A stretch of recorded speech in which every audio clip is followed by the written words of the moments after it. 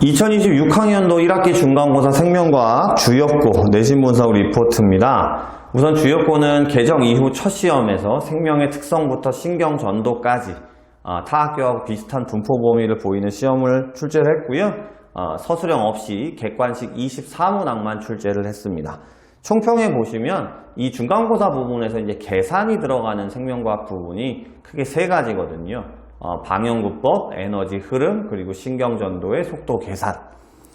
이 부분의 문제에서 4문항이 출제가 됐는데 이 부분의 문항이 좀 까다롭게 출제가 됐습니다. 결국에는 이 계산 부분에서 변별력을 좀 만들려고 한 노력이 확실하게 보이는 부분이기 때문에 총평만 우선 말씀을 드리면 이 계산이 들어가는 방연구법, 에너지 흐름, 그 다음에 막전이, 신경전도 계산 같은 경우는, 속도 계산 같은 경우는 지금 이 내신 분석 리포트를 올해 친구들만 보는 게 아니라 내년, 내후년 또 주역고 친구들이 볼 거잖아요.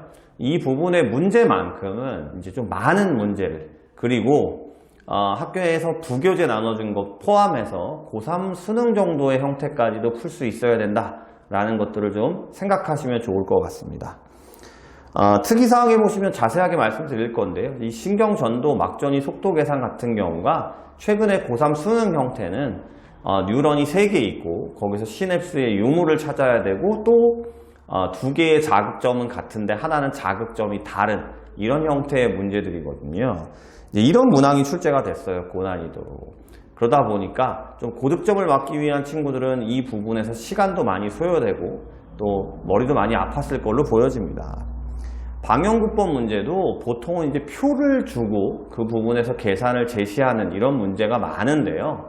이번 주역고는 표가 아닌 말로써 자료를 제시함으로써 그 언어를 읽고 그걸 정리해서 문제를 풀어야 되는 생각보다 까다로운 문항으로 출제가 됐습니다.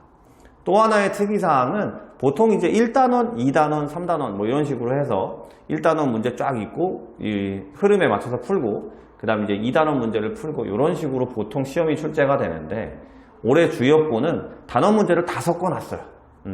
그러다 보니까 집중력이 중간중간에 좀 흐트러질 수도 있지 않았나 라고 보여지는 시험이었습니다. 대표 문항 분석을 보시면 생물의 특성부터 대사 증후군까지 객관식 8문항 출제가 됐고요.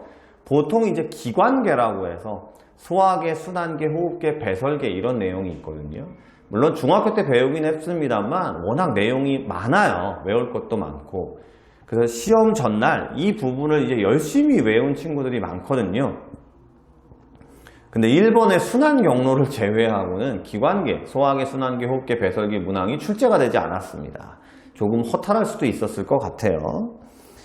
9번의 에너지 섭취 소비량과 대사량의 관계는 물론 대사증후군에 나오는 내용이긴 합니다만 개정 전에 조금 중요하게 나왔었거든요. 근데 9번 문항이 개정 전에 내실 기출 형태로 출제가 됐기 때문에 이 부분도 생각을 좀 하셔야 될 것 같습니다.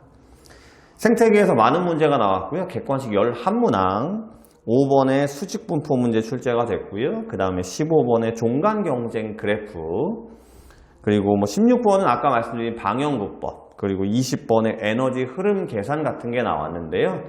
내신 기출 형태로 많이 나왔고요. 방연구법만 자료가 언어로 제시되었다. 이런 것들을 좀 머리에 가져가시면 될 것 같습니다.